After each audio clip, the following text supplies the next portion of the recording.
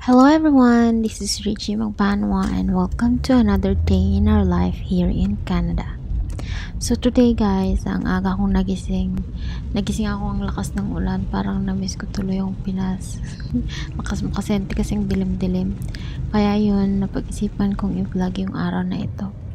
Gumising ako around 6:15, tapos 6:40 na kami nakaalis ng apartment. Yes, 30 minutes lang talaga need ko para mag-ayos kasi pati yung mga baon ko naayos ko na kagabi pala para ilalagay ko na siya sa lunch bag ko. So, ayun, paglabas namin, grabe ang dilim na talaga. Papalapit na kasi talaga guys yung winter.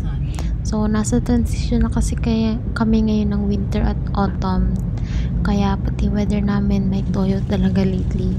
Sa gabi malamig, tapos sa noon time may heat warning, o diba? Kaya uso talaga ngayon mga sipong kasi init at lamig yung weather.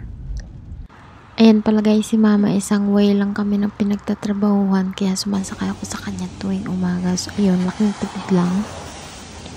And eto na, tapos na yung 8-hour shift ko kaya uuwi na ang yung Disney princess.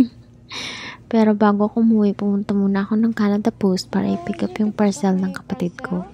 So, graduation pictures niya ang laman niyan, kaya excited na kami makita. So, bilis lang mag-claim ng parcel dito. Talagang parang 2 minutes lang ata. Pirma lang naman yung kailangan. So, ayun.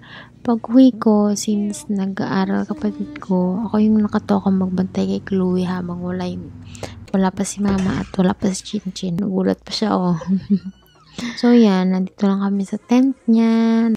So, for dinner, guys, since malamig yung weather, nagluto si mama ng sabaw.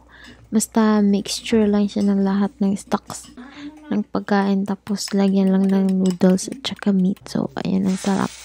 Ako naman, nagluto ako ng tortang talong para pang baon namin bukas sa trabaho. So, ayan lang yung baon ko. Tortang talong na ako, tapos nagbaon lang ako ng ketchup. So, tara kain. Nandito na. Naglagay lang ako ng pinaka-paborito kong chili oil with peanut.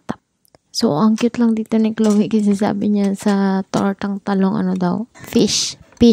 Sabi niya fish. Ang cute.